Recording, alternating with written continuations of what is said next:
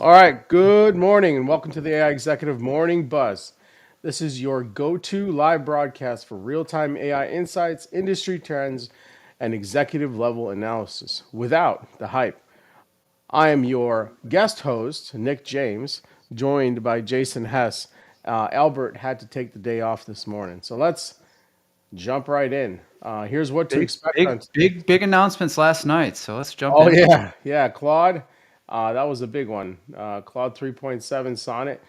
So here's what to expect from today's show. We're going to talk a little bit about Claude 3.7 Sonnet, upgraded from 3.5. I don't know what happened to 3.6.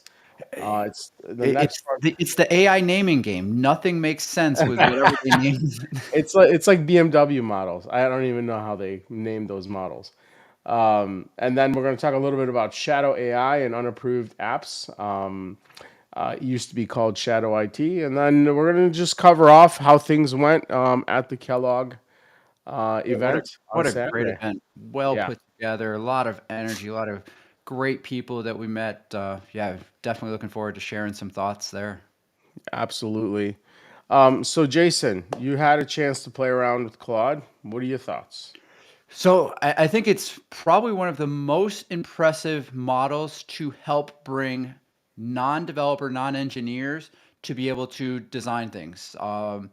You're able to now be able to generate code on your workstation and be able to build out a very workable solution that really provides a change of how you are able to deliver content. I think this may be a way to get rid of the need for PowerPoint, where you're actually able to show prototypes very quickly. I know you've done this for many of your engagements of the art of having a prototype to show someone of the value that artificial intelligence provides is something that is huge and really gets people's ideas and thoughts going when you're talking to them. So I think being able to do this and being free, like I can build out an entire application for free that works on my desk and it's personalized and it's completely focused on what I want, not what some company has decided I wanted.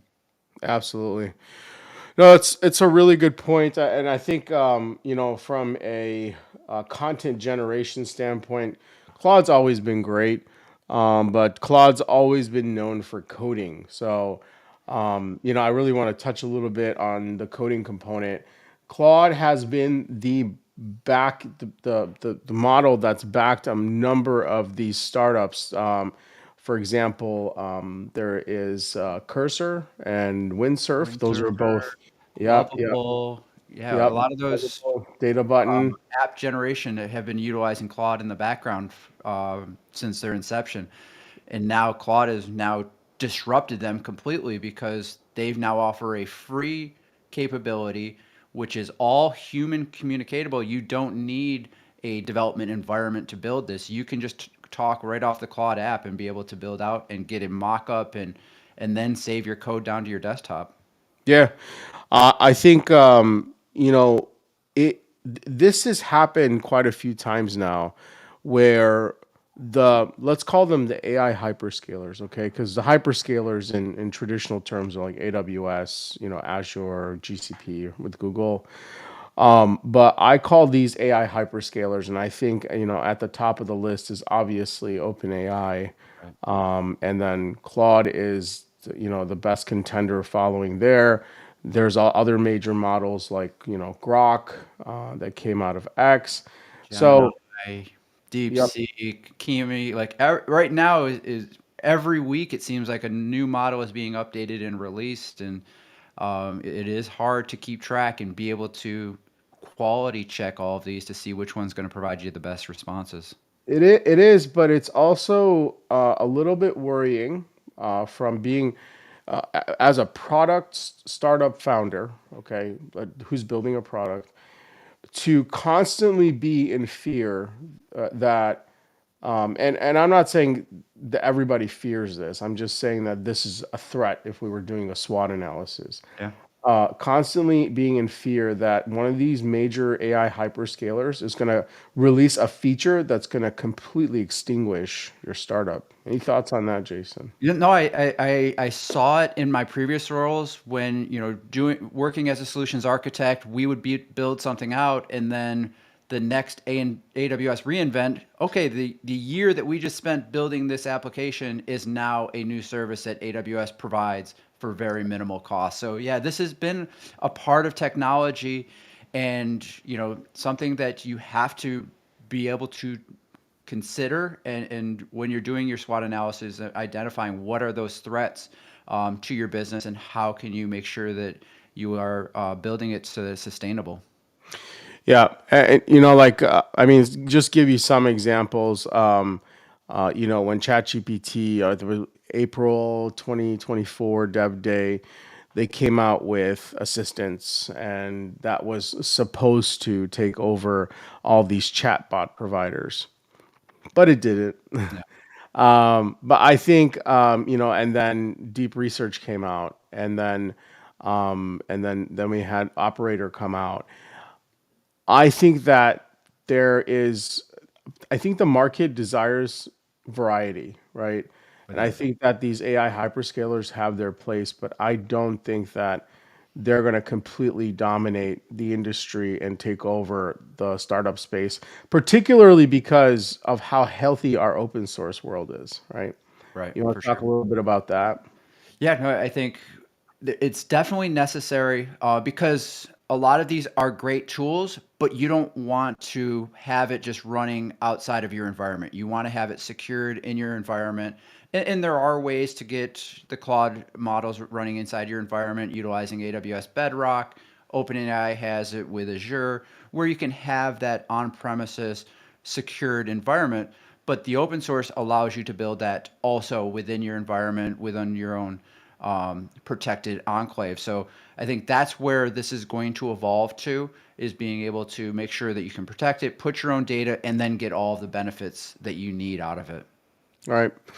Now, some of these startups are just simply wrappers, that use that build a nice UI that's very purpose built, right, for a very perhaps a niche use case, a very niche use case that has a very large market size.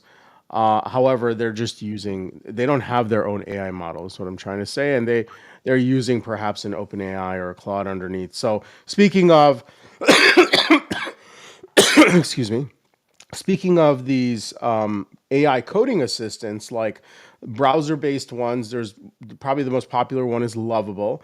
Then a personal favorite of ours here at White Glove AI is Data Button. And so I think that they are using Claude underneath. I know that for sure. But I think as Claude gets better, that actually makes them better because if you look at it from the browser-based coding assistants, I feel like they have a very strong and wide and deep moat when it comes to building really sexy UIs. Do you have any thoughts on that? Yeah, that is definitely where they have been excelling. My initial test with Claude, you can actually prompt it to make a better UI. And I think as you start asking it more questions, and getting the right prompts, you'll be able to get that same level. And I've done it in 3.5, where I can point to a website that I like the way it looks. It can mimic that website. So I think that the more we're able to evaluate 3.5 and see what it can do, I think you're going to get a much better UI experience, because that will be, the key to people wanting to use this. You don't want something that looks like a 1990s website. You want it to look modern and sleek and sexy. Yeah, so let's talk quickly about the IDE base. So when we say IDE, that is an integrated development environment. That's most of what your developers are using to write code. Visual Studio is probably one of the most popular IDEs out there. There's also Atom.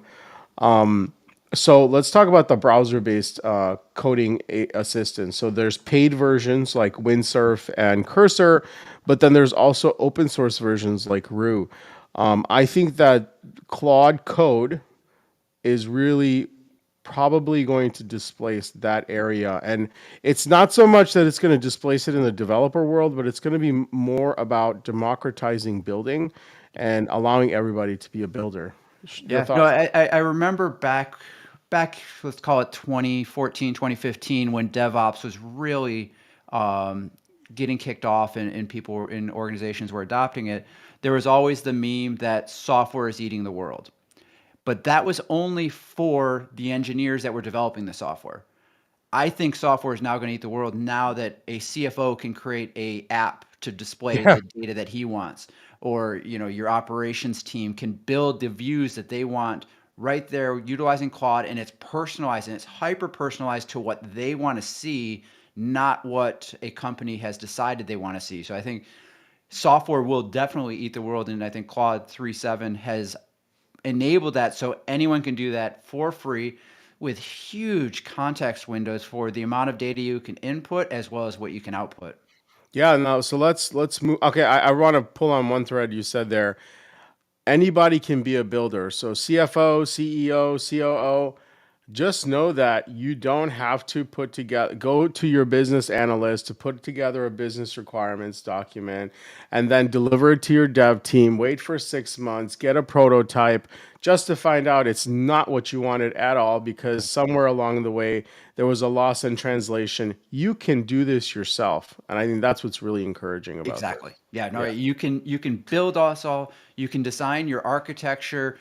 It will build all that for you. So I think it's a great opportunity for people to get in, be able to design what they want, and then you bring it to your technology team and say, this is what I'm envisioning, this is how I want to do it. How do we make this scalable? Because right now, Claude does not make it scalable. It provides it as a local host for you as a mock-up. It's not something that you want to make production and start your company off of.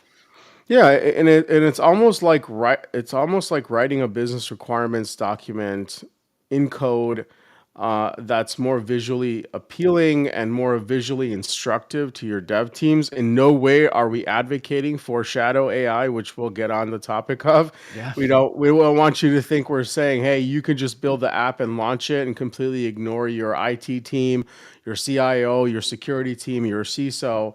We're saying that you can now use your imagination and be creative and not feel so stuck thinking that you don't have the ability to build. Now you do. Yeah. And I think Claude is really finding a niche for themselves, and they're not competing with all of these other model providers. They're not chasing the multimodal and getting everything in video and voice. They're focused on developing code and changing the world through software. So I think it's a great play. It definitely differentiates them from the other players in this space. Everyone else is now trying to compete with them on the development side and the code creation side. So, Jason, context window, I think we need to put that in very plain kitchen English, what that means. I think OpenAI obviously popularized large context windows like 128K tokens, and then Google came out and said, we can do a million tokens. So, can you just give it to us in plain English? Yeah, so the context window is the amount of information in memory that you can talk to in one sitting. Once you hit that window, you just run out of short-term memory. So if you think about it with your short-term memory, It's once great. you get to a certain amount of information and you just go information overload and you just start forgetting things from the beginning. So the way the context window is a rolling window of the amount of memory that you can remember and have in that conversation. That's great. Short-term memory. I love that. I actually haven't heard anybody use that term, but it's so relatable because, we as humans have long-term memory and short-term memory. And I think short-term memory sometimes baffles a lot of men. I think my wife would definitely attest to that. There's only so much space left in our brains to uh, capture and retain and recall very quickly what's happened in the immediate past, right? So I think the same goes for AI models, but these models context windows are getting a lot bigger, and I think there's been a sort of a wrestle where these model providers will say, oh, we provide 128K context window. But what they don't say, which is in between the lines and in the fine print, is that the 124,000 tokens is dedicated to the input, where the output is much smaller, and that's a 4,000K context window. Now, tell us what Claude did differently, Jason. Yeah, so Claude, they have an input model of 200K, so you can put in, a significant amount of data. I think, What is that? Like two Harry Potter books, maybe one and a half? yeah, so um it's about 400 page PDF. Okay.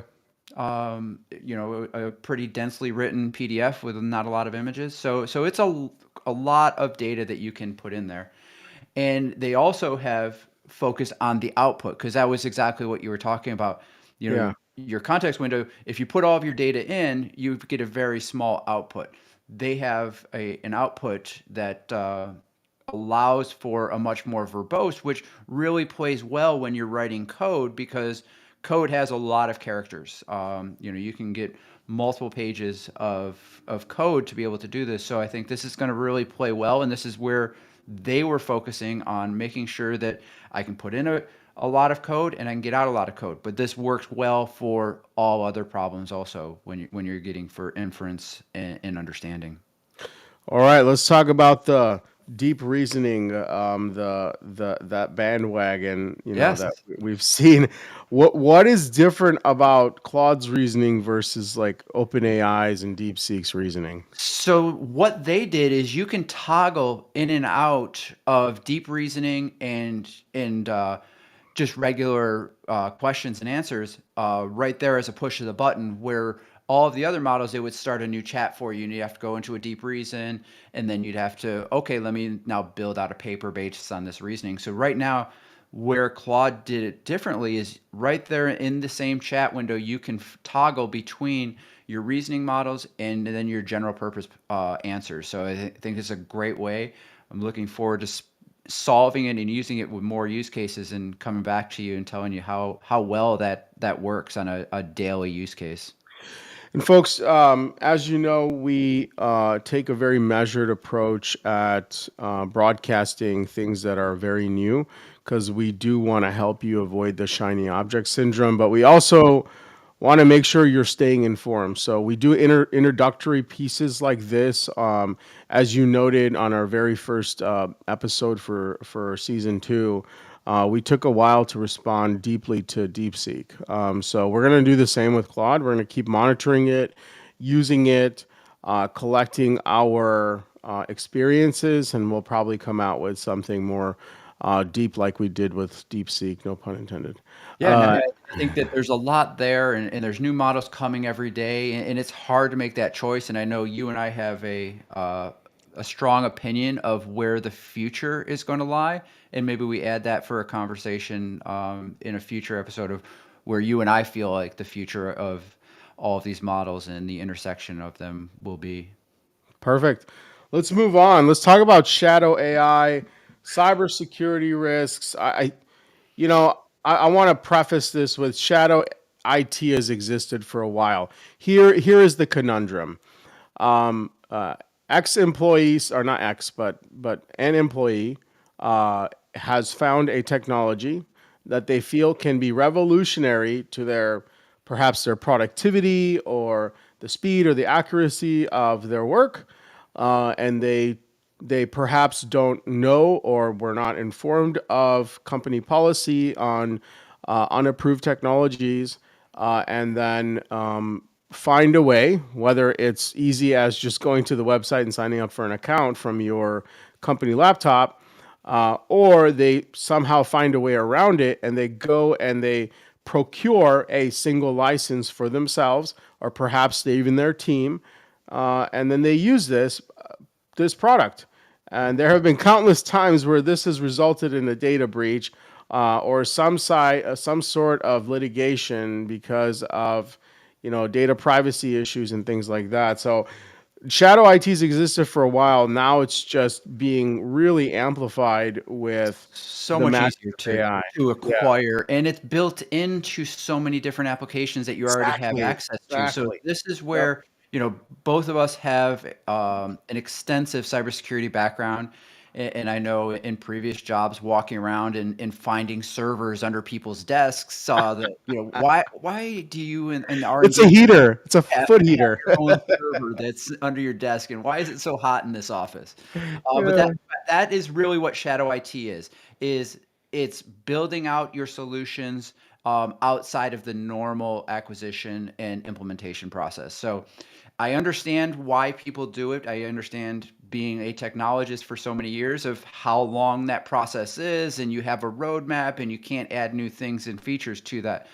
But yes, AI is now completely disrupting that. And this is where I think it's critical for CISOs to start embracing AI, start Absolutely. leveraging how to secure this properly.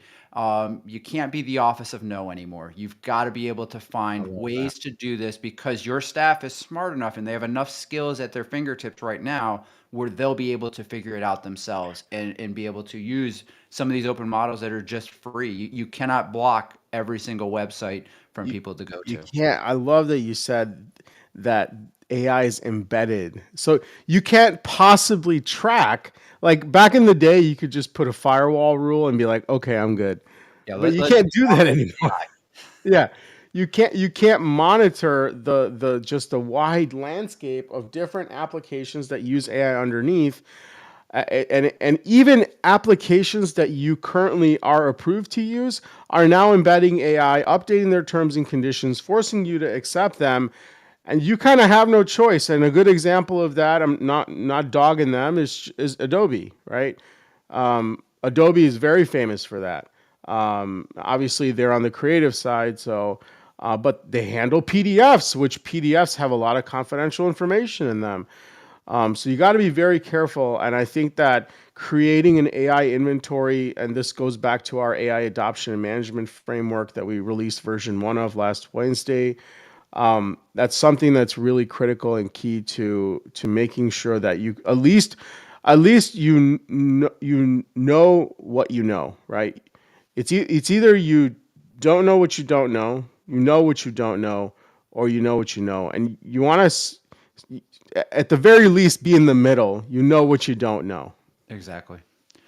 Yeah, so I think this is something, we've defined in our AI adoption management framework in really helping CISOs, helping technology leaders be able to adopt this, being able to be much more aware.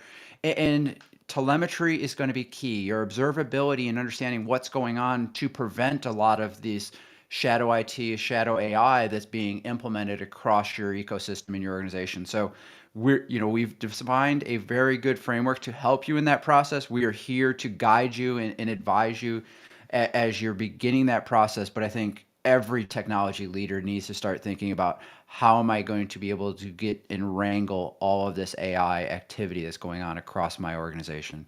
Yeah, more for next episode. I think we got a little too excited with Claude and spent a little bit too There much was a time lot. on that. That was a very big announcement. That was. But They were a sleeping dog for a while. I think, I was getting worried. yeah, I knew they were doing something big. I just didn't know what they were doing. So yeah, this was quite impressive. Well, I have a lot of respect for how much emphasis they place on safe and responsible AI. Right. Frankly, Yeah, I think having their constitution, yeah, and actually, I believe back in early January, they opened up their entire models to be hacked yep, and find bugs in it. So, they're focused on the enterprise play. They want yep, to make sure that it's hardened and secure, that you can have trust when you're working with their platform. absolutely. All right, Jason, let's do about maybe 2 minutes, 2 3 minutes on what how was the Kellogg DFW Leadership Symposium last Saturday? What are your thoughts? Wow, what an amazing time. So, for those that haven't seen yet, Albert and I did a 5-hour live stream and had some amazing guests that we spoke to. We had Professor Venki Shankar, who's SMU, who's an SMU professor of digital marketing. He's also a Kellogg alum. Had a great conversation with him about the future of marketing and how it affects different ages and how you're going to be able to get much more hyper focused marketing responses. And he provided a lot of great insights to that.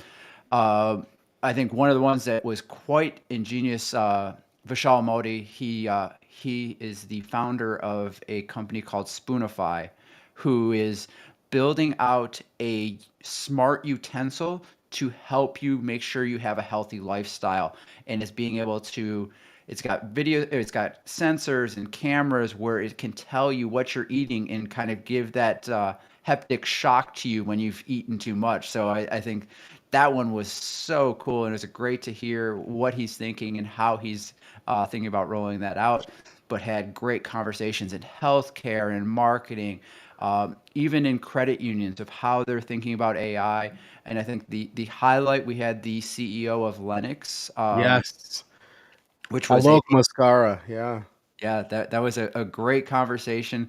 Got a lot of insights of how AI is disrupting not just the technology of HVAC, but also on the assembly lines and all of the different industries that they are focused on. So yeah, I think it was a great conversation.